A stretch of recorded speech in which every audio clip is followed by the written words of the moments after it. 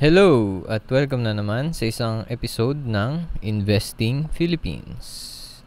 Ang topic natin ngayon ay yung kay Bo Sanchez, yung membership site ni Bo Sanchez na tinatawag na Truly Rich Club. Ito yung membership na magbabayad ka para maka-join, tapos tuturuan ka daw mag-invest. Ngayon, nag-join kami doon sa Truly Rich Club, ako at ng kaibigan ko, para matingnan kung maganda nga yung mga content na nandun sa loob. Pumapasok kami doon sa membership ni Bo Sanchez na meron na kaming alam sa investing. Ngayon, mako-compare namin yung alam namin at saka yung tinuturo ni Bo Sanchez kung relevant ba. Ang unang-unang napansin ko doon sa kanyang mga content, more on religious side siya, more on spiritual, more on Bible. Hindi naman siguro mapapagkaila na bari itong si Bo Sanchez, o pastor na yata siya ngayon.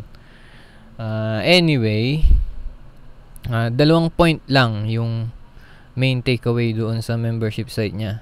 Una, kailangan mong mag-averaging method. Ito yung lagi kang nag-i-invest galing sa matitira sa iyong sweldo. Tapos, yung point number 2, ibibili mo dun sa listahan ng stocks na nilagay niya. Ang sabi niya, yung mga nagre-recommend ng stocks doon sa kanyang sum table na tinatawag ay isang technical analyst doon sa Call Financial. Ngayon, kung di ako nagkakamali, kung itong tao na to na nagre-recommend ng mga stocks sa Call Financial ay siyang nagre-recommend din sa membership site ni Bo Sanchez, kung di ako nagkakamali, libreng binibigay ng Call Financial itong mga analysis na ito. So, yung point number 2 ni Bo Sanchez ay parang irrelevant na dahil makukuha ko naman yun ng free. Yung point number 1 ay yung averaging method. Ngayon, hindi ito secret dahil buong mundo alam na ito. Umpisa ka pa lang mag-aaral ng personal finance, tinuturo na itong averaging, peso cost averaging method.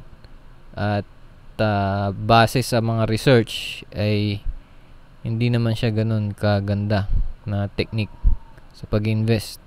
Mas maganda daw yung lump sum, yung basta magkapera ka, invest mo. Hindi yung ini-spread out mo pa yung pera monthly. Kung magkaroon ka ng 1 million ngayon, invest mo na kagad yung 1 million. Huwag mo nang spread out, i-average pa yung pera mo. Dahil mas masasayang lang yon. Ito ay base sa research. Hindi ako nagme-make up ng mga kung ano-ano dyan. Ngayon, kung yung point 1 mo ay nakikita ko for free at yung number 2 ay nakikita ko sa online stock brokerage for free, ngayon nakikita ko ay irrelevant na itong membership site ni Bo Sanchez. Ngayon mag-i-stay ka na lang dito kung 1, kung religious ka at gusto mo yung mga religious teachings niya dahil isa siyang pastor. At number 2, nagkakapera ka kapag nagstay ka. Ngayon, ito yung nakakakulo ng dugo para sa akin. Dahil magjo-join ako sa isang membership site dahil gusto kong matutong mag-invest. Ngayon, kung yung 1.1 and 0.2 ko na main benefits na makukuha sa membership site ay nakikita ko for free, yung number 3 ay gagawin ka nilang marketing, kumbaga advertising, kumbaga ikaw yung mag-a-advertise ng kanilang product.